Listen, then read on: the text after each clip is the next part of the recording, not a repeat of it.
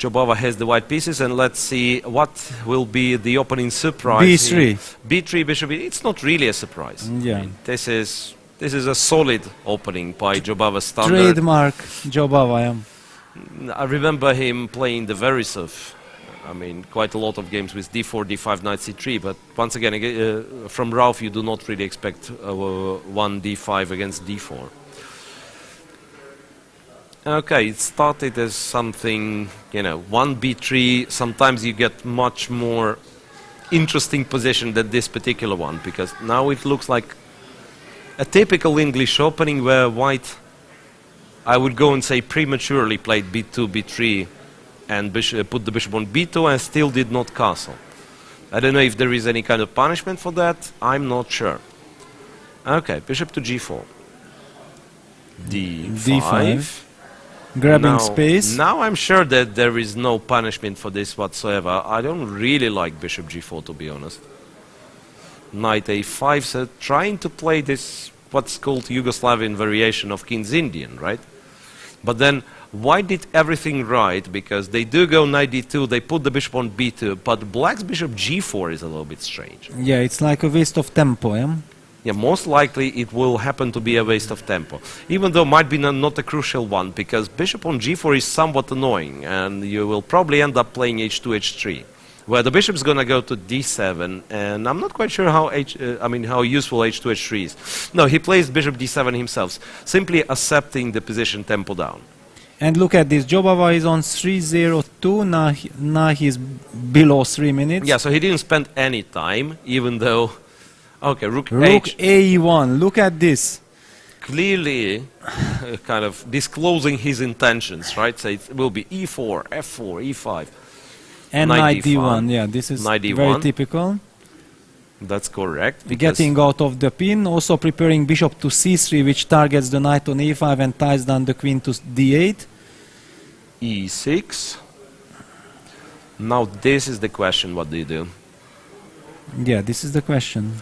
Because e6 you is can a good play, moment. yeah, I mean, you can try to take. You can try to play the modern Benoni type of position. That's what Baadur went for, bishop c3, right? And then if pawn takes, he obviously will recapture with the pawn. And the other option could have been to go e4 and then to take with e-pawn. But this one I don't really like, because black would have bishop f5. Exactly. So perhaps the most challenging follow-up, bishop c3. Yeah, I mean, black's position after e takes d5, c takes d5 would be very nice if the black knight would be on c7 instead of a5. But the knight on a5... b6, yeah. I mean, the knight on a5 is somewhat strange. Is awkwardly placed and somehow stops any real kind of counterplay what black is used to in the Benoni with knight b5 and things like this. But on the other hand, now I'm thinking, white usually wants to put the knight on c4. So as odd as it looks, maybe we try to keep the knight on a5. I know it is hanging, it cannot move, but maybe we keep it for as long as possible. Yeah, you keep it there. But generally, if white could get e4 and knight e3, it would be all very nice. But e4 is met by bishop b5, trapping the rook on f1. This is the awkward moment which white is facing, and it's not clear how white can get out of this. Yeah, because a4, it's really double-edged, right? Yeah. The pawn will be hanging there. I mean, usually in those structures you already kind of have a4 because you played it in response to a6. Right, now that the pawn is on a2, maybe you just want to keep it there. And knight h5, I'm not sure. Once again, it feels like... Yeah, now the knight gets to c3 and then I can remove my rook. I can then go rook b1 and then start playing e4. And suddenly both your knights, knight on g7 and a5 are quite misplaced. Queen c3. That's surprising. Okay, so he wants the queen on c3. But this is somewhat surprising. Probably wants to keep an eye on this knight on a5 anyway. And bishop b5 is met by knight e4. That's the idea. And going for the f6 square. He actually has a threat. Then now I realize that he simply has a threat of knight e4. Yeah. Rook b4. That's another funny idea, because rook b4, a3, rook goes to d4. Does it? I mean, and then e3. What else? I mean, what else do you do? Yeah, but then I trap your rook. Then I can but then I can take on d2 and go bishop b5. Yeah. I'm afraid he had no choice, because otherwise, if you go back, then how do you answer knight e4? attacking d6, threatening knight f6. I'm very happy that we have the opportunity to see these two players now in action, because Rauf, we were saying that he's a blitz specialist, so we assume that he's playing very fast. But this game he's playing quite slowly, so maybe he will be very effective with the increments. I mean, when they are down to 2 seconds, yeah? Yeah, I think, being blitz specialist is not really about playing very fast from the start, but really managing the time when it gets to last seconds. Yeah, that's what exactly Alexander Grishuk is known to be good at.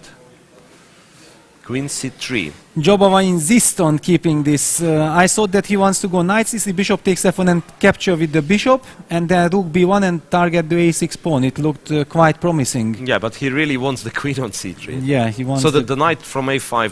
Yeah, I mean, sooner or later black will take on f1. He's not forced to do it now, but he will have to. And then knight from a5. And what I like in Baadur's play, that he restricts Rauf, and we all know that Rauf is very resourceful and very dangerous. He just doesn't want to give him any kind of counterplay. Knight b7, knight b2, queen a5. That's interesting. Okay, then he takes on f1. Bishop takes f1. Yeah, how to protect the a6 pawn now? This is a question. This is a challenge, not so easy. Well, actually, the endgame looks better for white, yeah? Knight f5, and the answer is not to protect. Yeah, but then if I just take, what is perhaps happening? rook b8. Knight c4. Knight c4, also very nice. So Baadur is not interested in taking those pawns. He wants to have play control, black positionally. Queen c7. And Rauf down to 9 seconds. Whoa. Wow, let's see how he handles this. This is now a very nasty position. Rook b1, knight e7. Rook takes b7. Rook b7, knight d6. Yeah, looks like it works. Takes b7, knight d6, knight e8. But then knight takes d5. It continues. Which moment now? Knight takes d5. Ah. No, he didn't play. Now it's over. Now it's over. Now it's completely winning. Queen takes c5, and it's 2 pawns. D pawn is marching, a6 pawn is hanging. Knight even f5. a6 is hanging now. Yeah, you can. Yeah, bishop a6. Total control. Okay, some knight g3s.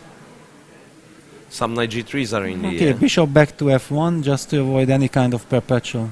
Yeah. Okay, then now a4, a5, put the queen on d4. You can't really save, I mean, with... No matter how resourceful you are. Yeah, I mean, the king is safe, the time is safe, everything works in white's favor. Knight f5, queen f4. Queen a3, well, I mean, he's jumping as much as he can, but... Yeah. Bishop h3, so... Well, actually, black gets the blockade.